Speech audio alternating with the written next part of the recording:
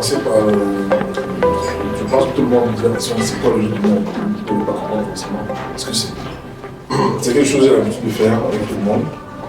Et à la fin, je vais vous expliquer pourquoi. Ça veut dire si vous avez eu certainement des fiches où il y a un flyer, une carte de visite, un post-it dessus, une partie pour lancer l'information et le cas participant fait la fin. Donc j'invite tout le monde à déjà remplir la première page et il pourrait donner le numéro de son numéro d'aujourd'hui.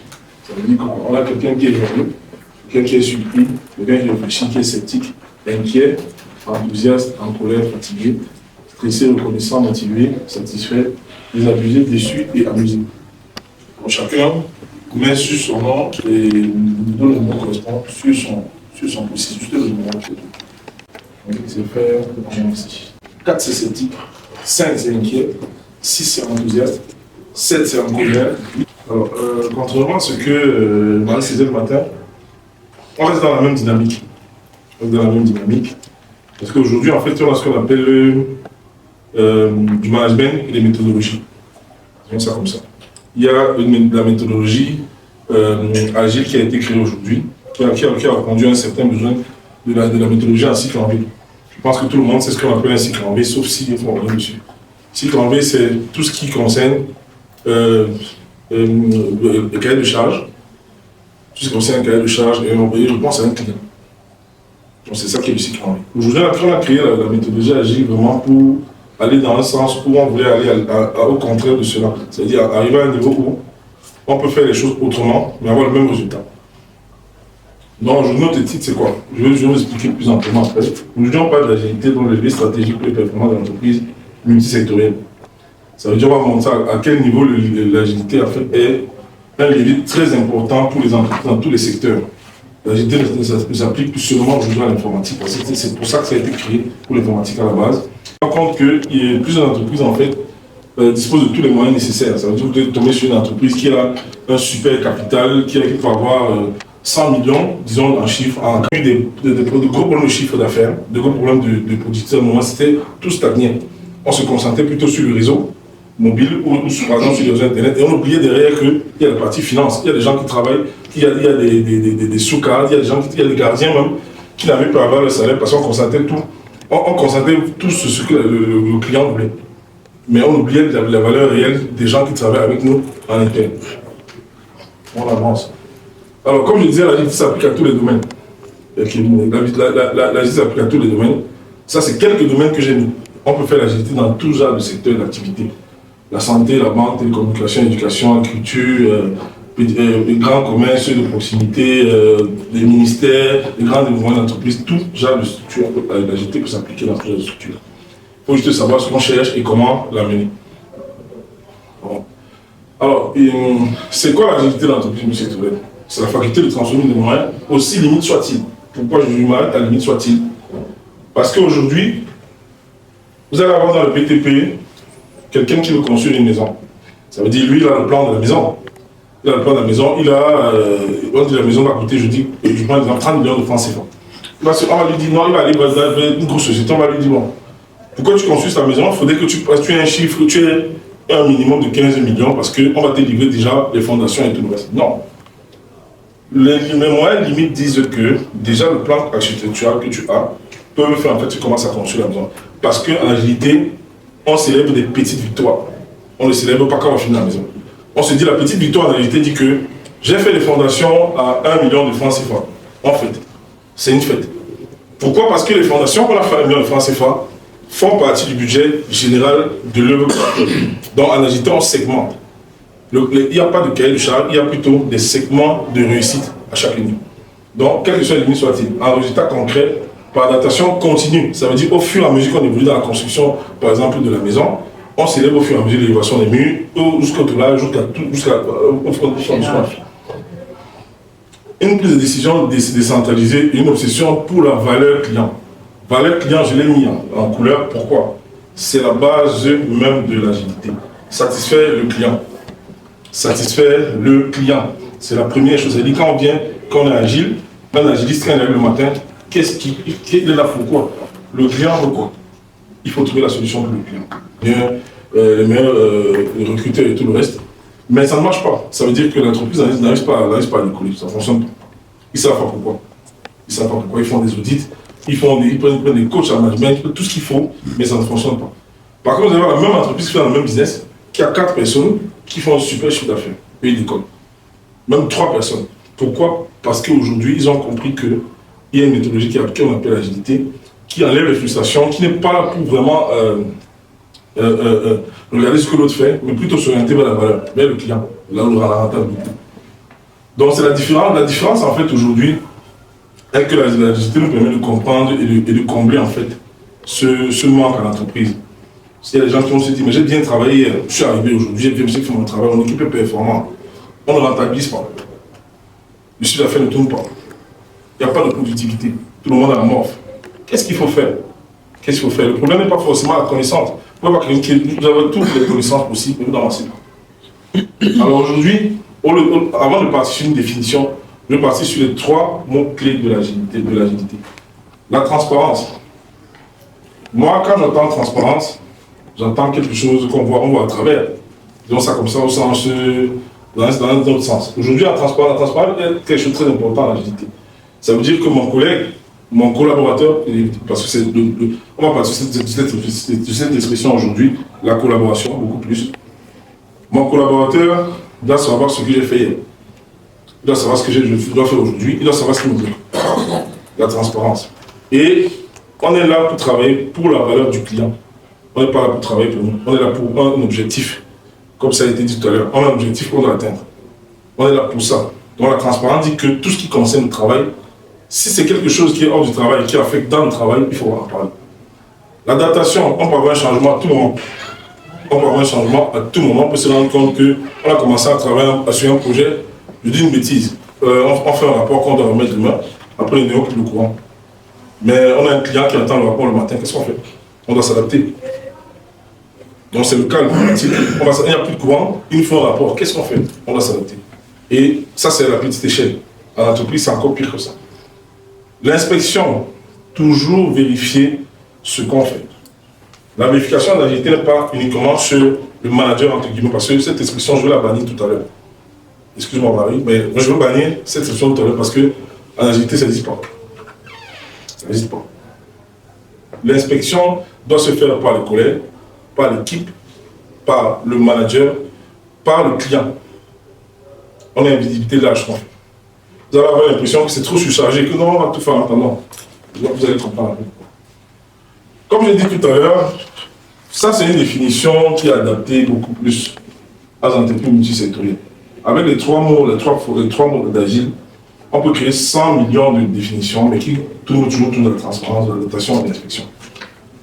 Pour celle-ci, initialement créée dans le domaine de l'IT, l'agilité est aujourd'hui adoptée dans les nombreux secteurs d'activité pour aider les entreprises à s'adapter rapidement aux changements et améliorer leur performance.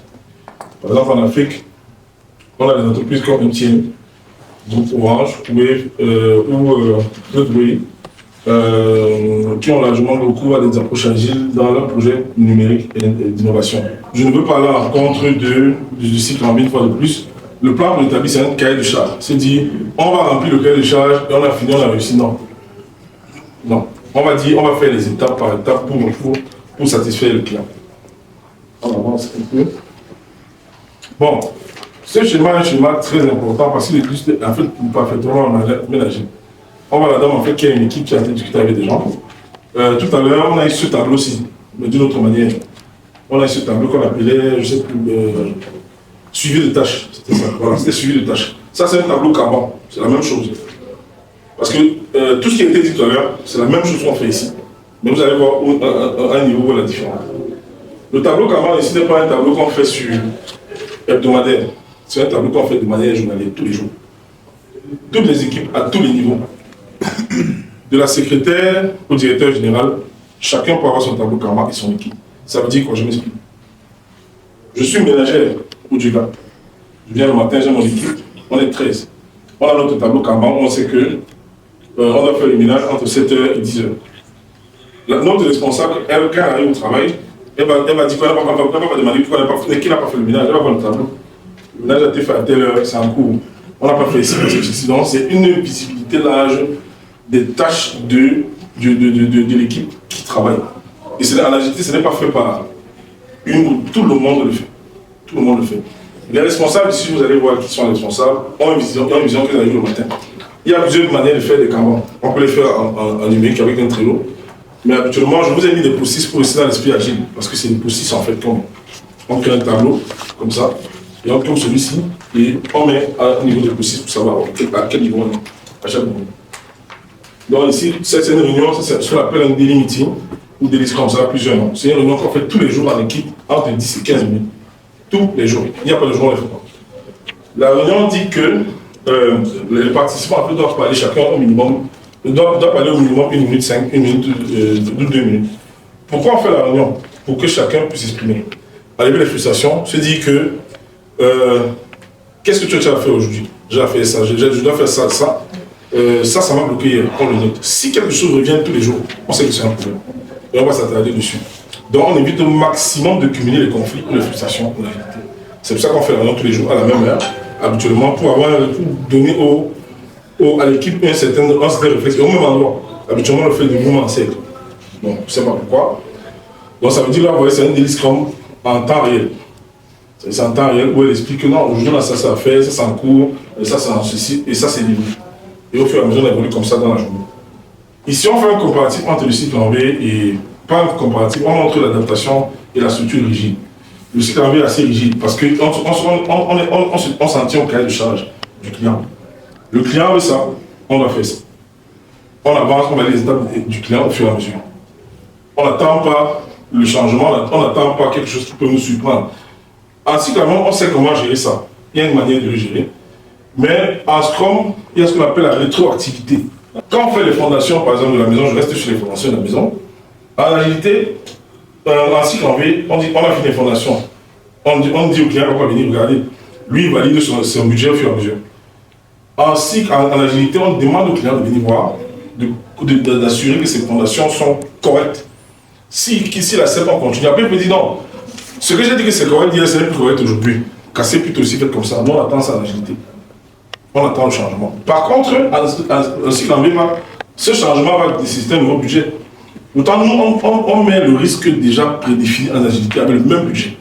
Donc, on voit qu'il y a une différence d'argent. Ça veut dire que si on prévoit des fondations à 3 millions avec changement, on peut refaire des fondations en cycle en V et ajouter 1 million qu'on n'attendait pas. Et qui va crier sur nous? C'est le client. Il va dire que votre équipe n'est pas bonne, que ça ne va pas être tout. Nous, on est là pour répondre à la valeur au client. On n'est pas là pour que le client dépense plus d'argent ou moins d'argent. On n'est pas là pour ça. Alors, c'est ça que je parlais tout à l'heure. Comprendre l'agilité, c'est le résultat obtenu du chemin d'avant. On avance pas à pas, on crée des petits morceaux de produits et le client teste et valide tout de suite. Ça veut dire que le client ne part pas à l'aveugle quand il met son argent quelque part. Il ne va pas à l'aveugle. Maintenant, contrairement au cycle en V, qui n'est pas mauvais parce qu'il y a des gens qui préfèrent ça, il y a des gens qui peuvent fonctionner de manière rigide. On passe énormément de temps à écrire des rapports, des règles avant de fabriquer quoi que ce soit. Ça veut dire que quelque chose qui est trop formel à un moment, on oublie même le fait qu'il faut le réaliser. C'est-à-dire qu'on passe le temps à écrire autre chose. En agilité, on écrit aussi, sauf que quand on écrit un paragraphe ou un projet, on commence à le réaliser. On n'attend pas dire que quand on va finir de faire toute l'étude et tout, on commence à travailler. Non. En agilité, dès qu'on écrit une ligne, on commence à travailler. On commence à travailler. Rien ne dort. Alors, on va vite. On montre un résultat concret en quelques semaines seulement. Ça veut dire que si on devrait toujours sur mes mêmes fondations, si on donne un budget et qu'on dit bon, il faut faire les fouilles. En cycle en V, on va attendre finir de budgétiser les fouilles jusqu'à la fondation et l'évaluation pour commencer le travail. En agilité, dès qu'on a un petit budget, dès qu'on a des moyens, on commence à faire les fouilles. Déjà. Et je vous dirais même qu'il y a des gens en agilité qui prennent dans les études de décorateurs, alors qu'ils n'ont même pas encore la maison, n'ont pas encore le terrain. Donc ils ont une dimension interne, ils commencent à dire je vais décorer comme ça. Et c'est là, budgétiser, donc ils avancent. L'effet surprise dont je parlais tout à l'heure, le client ne voit pas le produit, donc ne voit le produit qu'à la toute fin, après plusieurs années. Bon, année non, disons, à la fin qu'on ait rempli son cahier de charge.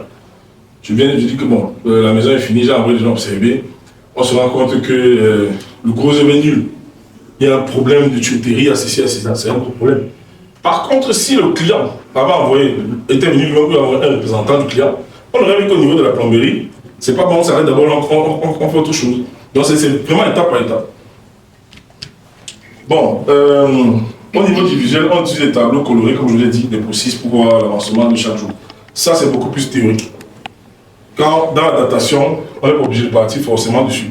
Mais il faut qu'on trouve une solution pour que les personnes avec lesquelles on travaille constatent à quel niveau on est. Moi, je peux arriver, comme la dame est venue tout à l'heure, je peux arriver en retard. La dame n'était pas venue tout à l'heure. Elle va venir, elle va dire, qu'est-ce que vous avez fait dans la journée? Par contre, si elle a le tableau, ou elle a un Trello, elle prend 2 minutes dans le Trello, elle nous rattrape. C'est ça l'agilité. Ça veut dire que la dame va venir, je n'ai pas fait le manager le matin. Dans le Trello, on va mettre les grands points du management qu'on a fait le matin, et tout, elle va venir, elle va dire 10 minutes, et elle va nous rattraper rapidement ce qu'on a fait en 2 heures. Elle ne sera pas peut-être de niveau, mais elle va savoir de quoi on parle. Donc c'est un peu ça. Tout d'un coup, voilà, on livre l'ensemble du projet en une seule fois, dans un seul bloc à la fin. C'est ça le cycle en vie. Donc on dit qu'on a fini de livrer la maison. La maison sera livrée dans 4 mois. On a livré la maison. Non. On va continuer sur le prochain chemin. Je vais vous expliquer plus en détail sur ces explications aussi. Voilà, c'est pour moi, toute la présentation que je fais, je la résume ici. Si vous avez compris ça, vous avez compris l'agilité. Bon. C'était une erreur de notre part, on ne sait pas pourquoi on a mis ça 2 fois. Bon, méthode traditionnelle cycle en vie. On parle de projet, cadre initial, périmètre fixé, à long terme. En agilité, on parle de produit. On ne parle jamais de projet.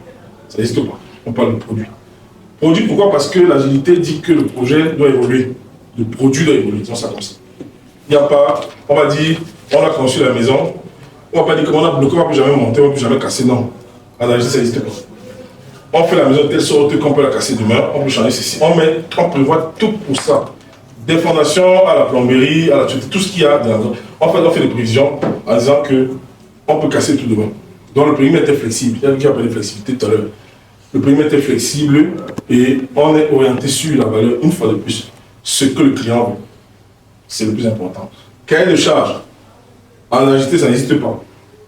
Compréhension du besoin du client. Qu'est-ce que le client veut? C'est ce que l'on veut comprendre. Il nous donne un cahier de charge, c'est bien, mais on lui dit non, on a compris ça. Parce que, je prends une anecdote. Imaginez-vous que je viens dire, je veux construire, je veux des portes en fer.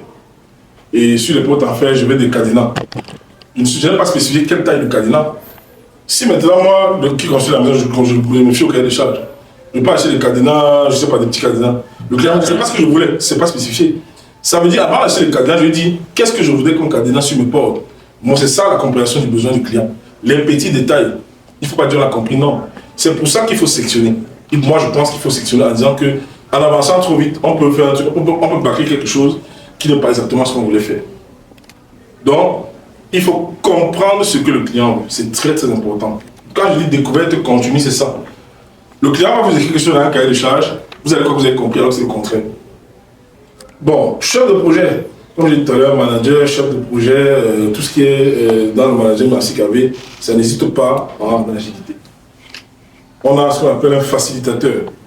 Habituellement, c'est Scrum Master dans le domaine IT. Bon, le facilitateur, ça veut dire que c'est la personne dont on parlait tout à l'heure.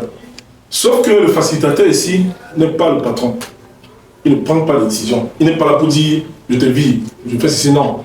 Il est là pour s'assurer que tout ce qui doit être fait par l'équipe doit être fait. C'est son travail.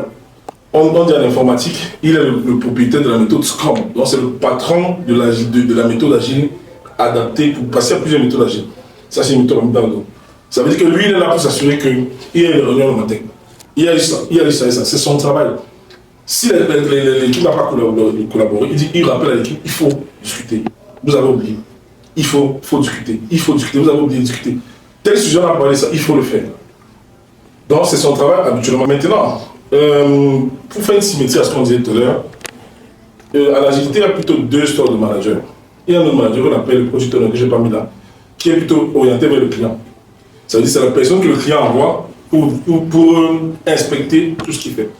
Ça veut dire que si par exemple, le facilitateur, s'il y a un problème, s'il a un problème, il se rend compte que mon équipe ne peut pas faire un travail, il est dans le mur, qu'est-ce qu'il fait? Il faut qu'il appelle Pas son supérieur, mais le représentant du client ou le client. Mais, comme je dis, le facilitateur n'est pas le chef. Ce n'est pas le chef. C'est un membre de l'équipe qui peut être, qu'on a dit quoi, manager, un leader, ça dépend, c'est vraiment à l'entreprise qui parle, dans l'entreprise qui preste, qui désigne qui est le Scrum Master. Par rapport aux aptitudes, au CV et tout le reste, on sait qui peut être Scrum Master ou pas. Si c'est un leader, tant mieux. Mais le but n'est pas que ce soit un leader, c'est qu'il doit faire son travail. On doit s'assurer que, il doit se rassurer que toute mon équipe a fait ça aujourd'hui. Celui qui ne fait pas, il n'est pas là pour taper de la règle sur le doigt. Ce n'est pas son travail. C'est de faire un rapport pour dire j'ai fait ceci, non, pas fait ça. Point. Il n'est pas là pour rapporter. Parce qu'en agilité, une fois de plus, si on est tous une équipe dans cette salle, on ne va pas dire que Marie ne travaille pas bien, c'est elle le problème. Non. L'équipe du gars a mal travaillé. On n'a même pas, il n'y a pas de Congo, ça comme on disait tout à l'heure, que non, mon ami a fait ça. Non, c'est toute l'équipe qui a mal fait. On va voir, je ne sais pas, M. Bicon qui est en retard. On va parler de ton manager que M. Bicon. On fait une réunion d'un déliscom pour dire qu'est-ce qui ne va pas, M. Bicon, comment on peut vous aider. C'est ça en fait l'agilité, c'est que c'est une seule équipe qui parle. Il y a un facilitateur qui est devant, qui est porteur du drapeau des autres, mais qui n'est pas le boss. C'est la personne qui doit coordonner. Donc, c'est très très important de se dire qu'il n'y a pas de coupable. Maintenant, si à l'intérieur ça ne marche pas, c'est nous-mêmes, dans la structure, on va avoir ce qu'on appelle auto-organisation, c'est nous-mêmes qui sommes auto-organisés, de dire que bon, là, tu as merdé, on ne peut pas travailler avec toi. On a tout fait, on a essayé plusieurs réunions, on a essayé de faire des formations, on a essayé de faire ça, non pas. On ne peut rien faire pour toi. Auto-organisation. Là, je reviens à ce que Marie disait tout à l'heure avec les différents types de management que tu as parlé. On ne devient pas auto-organisé naturellement. On prend le temps pour être auto-organisé. Donc, c'est la même chose, il n'y a pas de différence. Sauf qu'ici, l'auto, on devient équipe Scrum avec un certain temps. C'est le Scrum Master qui va décider que toi, tu peux être dans mon équipe, toi, tu peux être dans mon équipe, à un niveau. Maintenant, si c'est l'équipe auto-organisée qui travaille, ils sont Scrum depuis, c'est aux consultants, à la boîte de consultants, ils ont dit que bon, voilà mon équipe. Mais habituellement, il y a des Scrum expérimentés. Moi, j'ai travaillé comme ça à un moment, où je savais quelque part, où il y avait des jeunes développeurs qui ne savaient pas ce que c'est que Scrum. C'était à moi de les guider, voir qui peut sortir du lot, et je décelais rapidement qui peut faire quoi dans l'équipe. Parce qu'en fait, la partie collaboration est très importante. L'auto-organisation dit que on prend le cas du charge du client. Le client dit qu'il veut être livré dans 3 mois. Nous, le client veut la livraison. Nous, on est là pour faire le comment. On n'est pas là pour se réduire à ce qu'il a dit. On fait un tableau de tout ce que le client veut. L'achat de matériel, machin, tout et tout. C'est tout le monde de l'équipe qui priorise les tâches. Donc l'auto-organisation vient du fait que chaque semaine, on doit livrer quelque chose. Le client livre la maison après 3 mois, c'est notre objectif. C'est la valeur du client. Le client veut sa maison. Mais à l'agilité, on ne veut pas que le client dise comment on doit faire. Nous, on doit faire sa maison. Il a son cahier de charge pour définir, faire. Mais oui, d'accord, mais on doit lui dire, bon, nous, on n'est pas rigide. On est flexible, on n'est pas rigide. Tu veux ta maison, on va te la donner, mais il n'y a pas de rigidité parce que ça sera fermé. Comme je dis, patron, ça n'existe pas. Décisionnaire, ça veut dire que quoi? Il n'y a pas, c'est pas l'anarchie à un moment, chacun va dire que bon, personne n'a décidé, parce qu'on veut non. À un moment, quand ça ne va pas, quand l'équipe ne fonctionne pas, on appelle qui? Le producteur ici, qui est le manager, disons, côté client. C'est lui qui va dire, bon, ça ne marche pas. Maintenant, si on a un Scrum Master qui est en même temps manager, disons ça comme ça, on peut lui donner des pouvoirs décisionnaires, ça peut arriver, mais les sociétés ne le font plus trop aujourd'hui. C'est-à-dire par exemple, pouvoir décisionnaire ultime, pour dire, bon, on te laisse décider. C'est quelqu'un qu'on envoie souvent au feu, on n'est que choisi, qui tu vois que tu vas arriver, ça ne marche pas, mais on évite de le faire aujourd'hui parce que c'est pas trop agile de faire ça. Ça veut dire qu'aujourd'hui, on peut arriver à une situation où on n'arrive pas à développer une application, on n'arrive pas à faire un truc qui ne marche pas, on n'arrive pas à avoir un chiffre, ça ne donne pas. On utilise tout ce qui est KPI, on fait la vélocité, tout ce qui est autour de la performance. On essaye toutes les tactiques, ça ne marche pas. Qu'est-ce qu'on fait? Au moment on fait les réunions, on voit qu'il y a 2 personnes qui nous embêtent dans l'histoire. Qu'est-ce qu'on fait? Le décisionnaire, c'est le patron, mais ici on l'appelle le décisionnaire. On fait un feedback, on en fait plusieurs. Après peut-être 4 mails qu'il aura, ou 5 mails, tu vas avoir les 2 noms qui reviennent. on va lui dire que bon, nous, on stoppe le travail ici parce qu'on ne peut pas avancer. On va faire autre chose. C'est sur une tâche. On laisse cette tâche, on va faire autre chose. Mais on ne s'arrête pas. L'agilité, on ne s'arrête pas.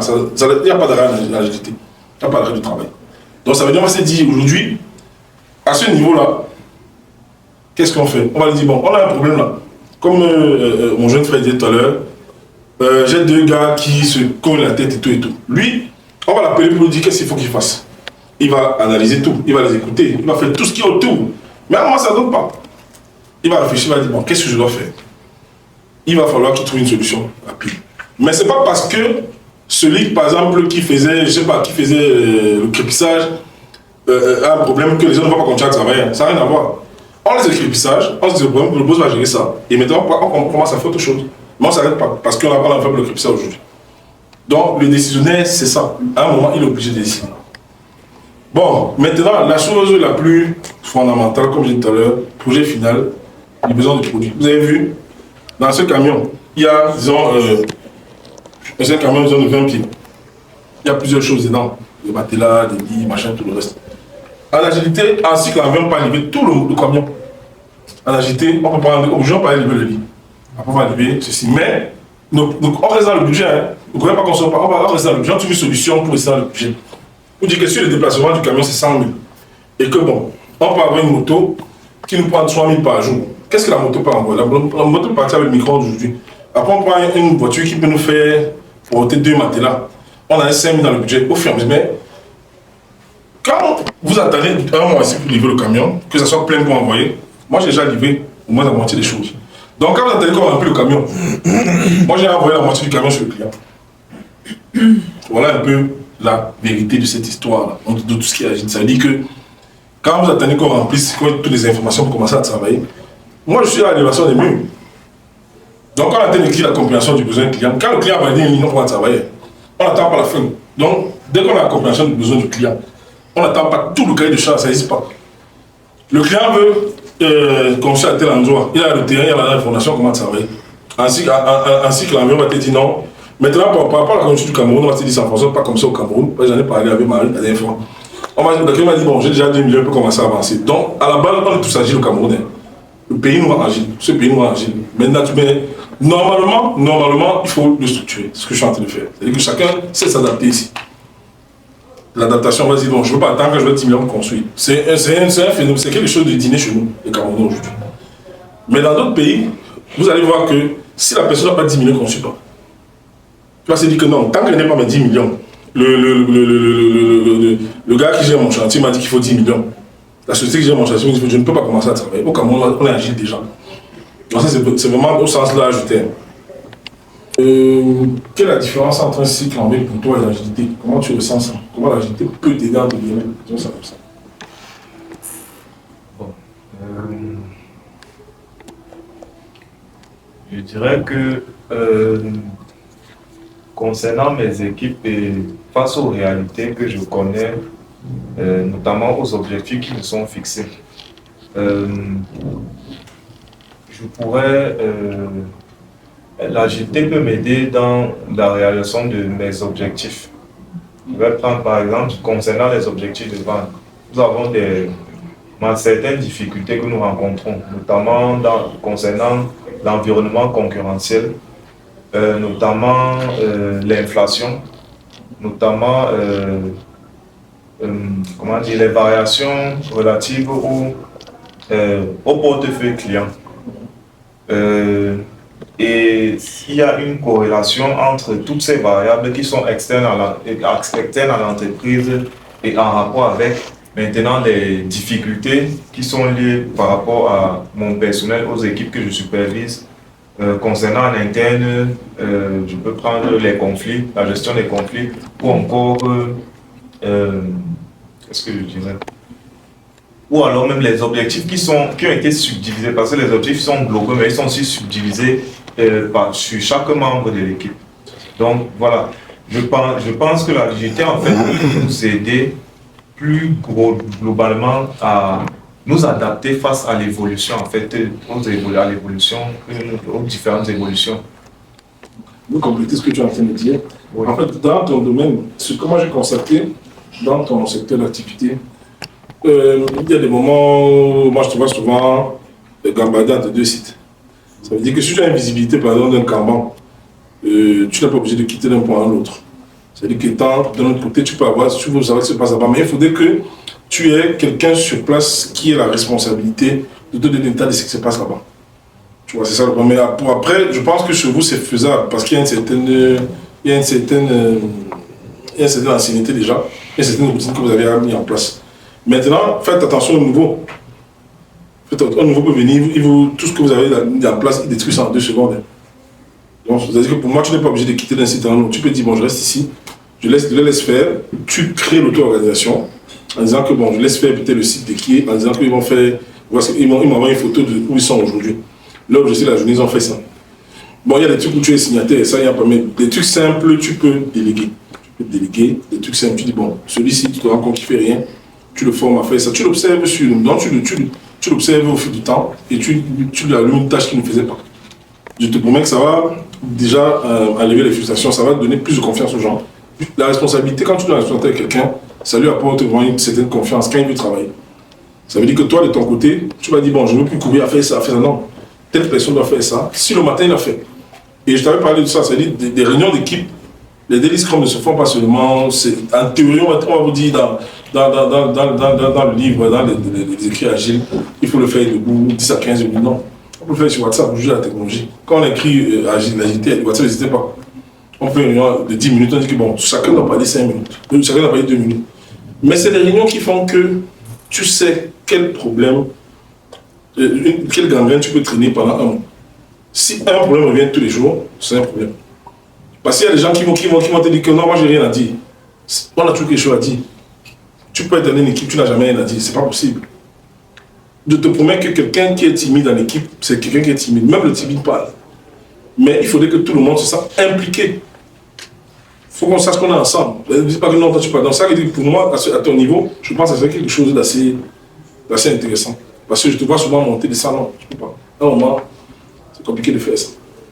Bon, là, tout à l'heure, j'ai vu les outils que vous avez présentés. Je comprends un peu ce que ça veut dire. Je vois un peu l'approche qui tend à rendre le management léger, quoi. Je veux dire, un management plus flexible, plus participatif, plus... qui fait en sorte que tout le monde se sente comment dire, a envie d'atteindre l'objectif.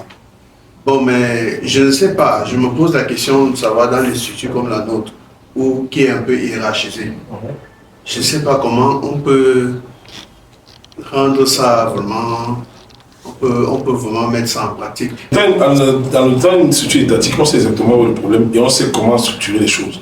C'est-à-dire maintenant, le système fait en place que l'agilité n'est pas forcément adoptée. Mais bon, moi, je suis là pour ça, pour toujours essayer de ces entreprises étatiques. Je travaille beaucoup plus avec les privés. C'est-à-dire parce que l'étatique, en fait, est trop cloisonné vers le cycle en vie. On doit faire ça, on fait comme ça. C'est-à-dire s'il y a une variable, il faudrait vraiment que l'agilité soit intégrée à l'interne. Bon, pas quelqu'un de privé qui va venir comme moi, dit bon, non.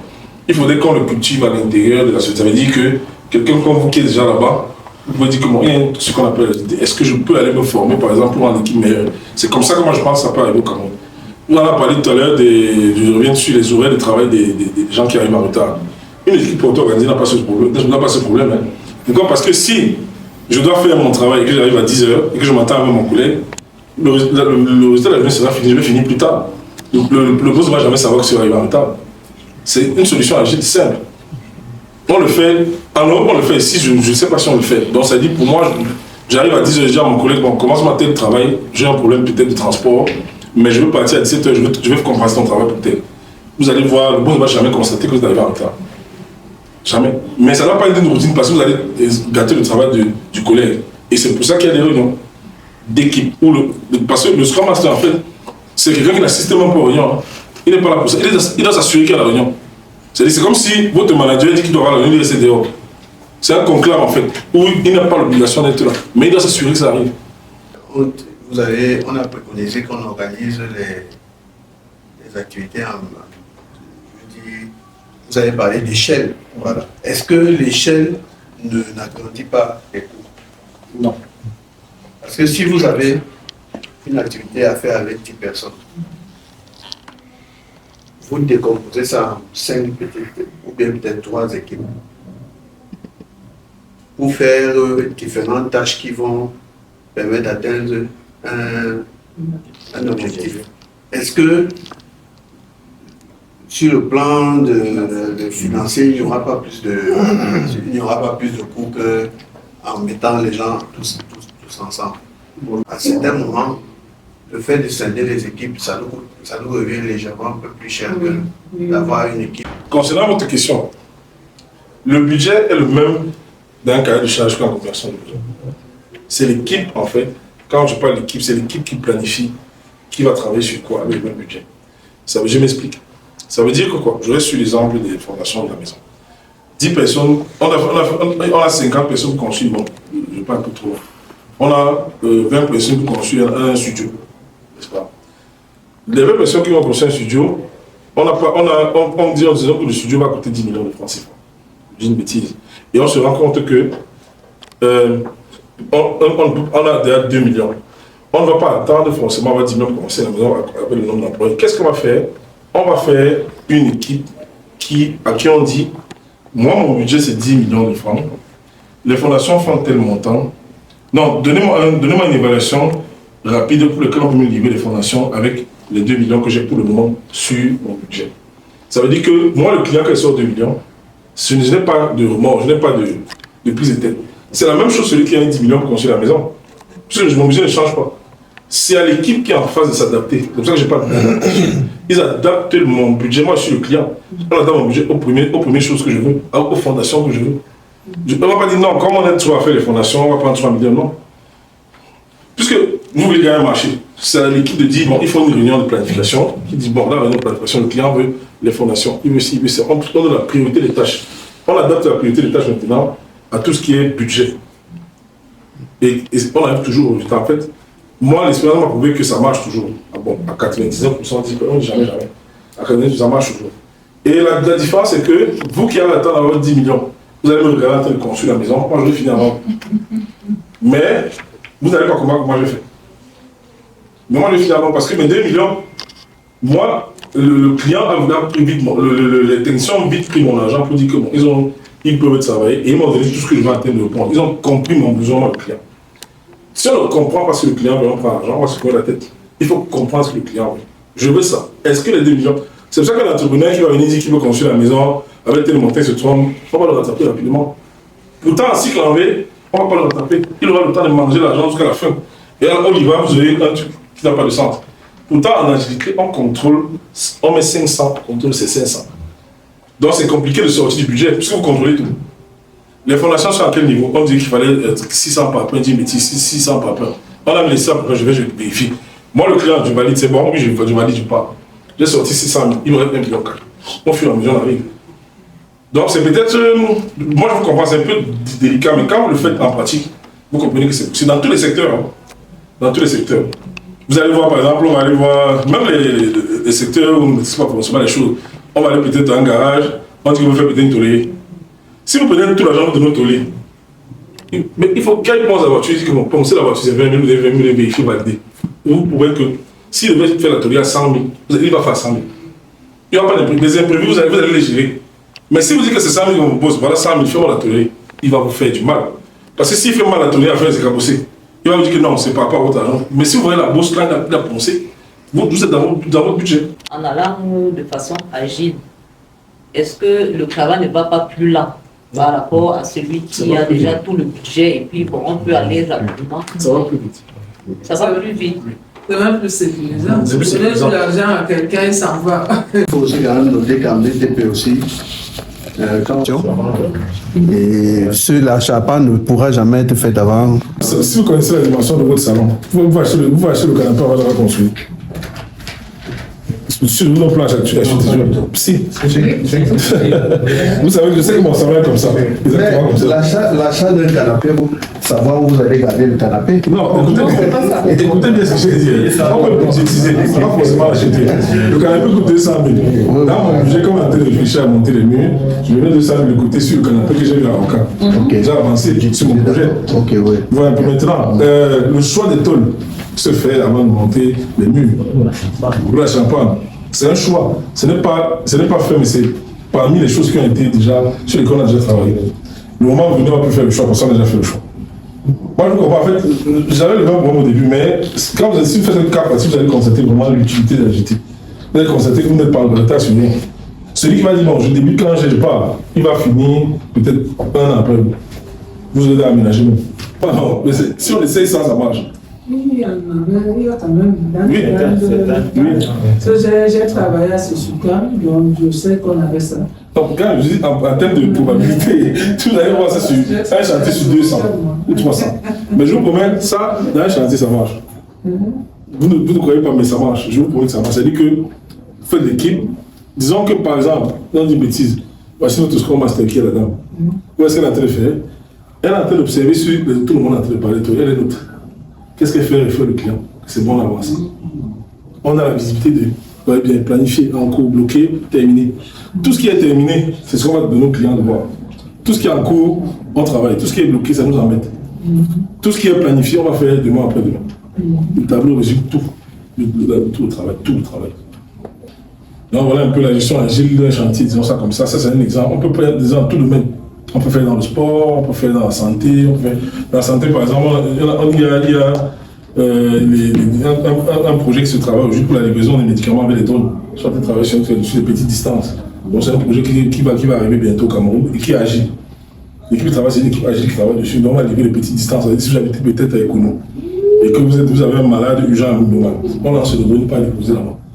Mais on travaille encore dessus pour les cours. Quand j'étais en formation sur le projet digital, on avait du mal à se concentrer. C'est-à-dire qu'on avait du mal à se concentrer. Tout le monde était. J'étais en formation professionnelle. Donc, tu avais des gens qui étaient dans la chef d'entreprise, d'autres qui étaient en retraite. Tu avais tout genre d'âge. C'était compliqué en fait de synchroniser le travail. Et on a un formateur qui nous a fait des jeux d'humeur sur des icônes. Et toute la salle est devenue calme. Moi, ça m'a impressionné. C'est pour ça que je regarde toujours. Je dis que ça attire l'attention. Et chacun donne son humeur sans se rendre compte de sa vraie humeur. C'est quelque chose, on ne triche pas avec ça.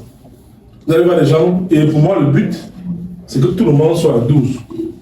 Si tout le monde n'est pas à 12, je me dis que le problème, c'est forcément moi et la personne, pas forcément moi ou la personne. C'est-à-dire que j'ai faussé quelque part, qu'il faut que je corrige, ou la personne n'a pas compris. Donc pour moi, c'est comme ça, c'est une auto-évaluation personnelle.